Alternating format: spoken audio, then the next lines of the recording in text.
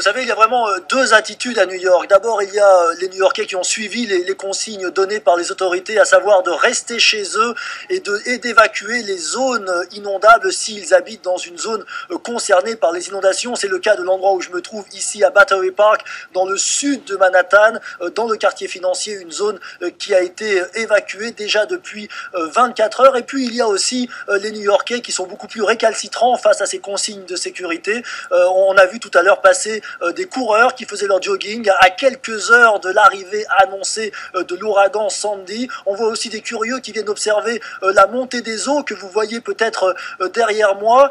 Ces gens-là sont plutôt sceptiques finalement sur la gravité de l'ouragan Sandy. Ils se disent que quand l'ouragan Irene est passé sur New York l'an dernier, eh bien cela n'avait pas été si terrible, mais les experts météo continuent de dire que Sandy sera peut-être la tempête la plus violente jamais enregistrée à New York. En tous les cas, les effets se font déjà ressentir puisque le niveau des inondations à New York avant même le passage de Sandy est déjà supérieur à ce qu'elles avaient été pendant le passage de l'ouragan Irene l'an dernier.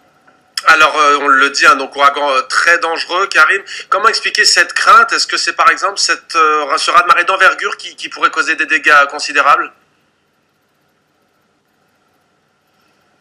Absolument, il y a deux éléments qui inquiètent beaucoup les autorités new-yorkaises. D'abord, les vents violents. Pour vous donner un exemple, une grue sur la 57e rue, le bras d'une grue a été renversé et ce bras pend maintenant au-dessus de la ville et va sans doute tomber à un moment ou à un autre dans la rue en raison des nouveaux vents qui vont se lever sur New York. Et puis il y a bien sûr les inondations. Vous voyez l'eau qui commence à monter derrière moi. Dans quelques heures, ce sera la marée haute à New York et conjuguée avec l'arrivée de l'ouragan Sandy qui est prévu pour dans quelques heures, ce soir, dans la nuit à New York, et bien cela pourrait provoquer des inondations monstres, des inondations records, et lorsque l'on sait que la majorité des infrastructures new-yorkaises se trouvent en sous-sol, c'est notamment le cas des infrastructures électriques, 30 000 câbles électriques qui sont dans le sous-sol de New York, et bien cela potentiellement pourrait provoquer de gros problèmes pour la ville de New York.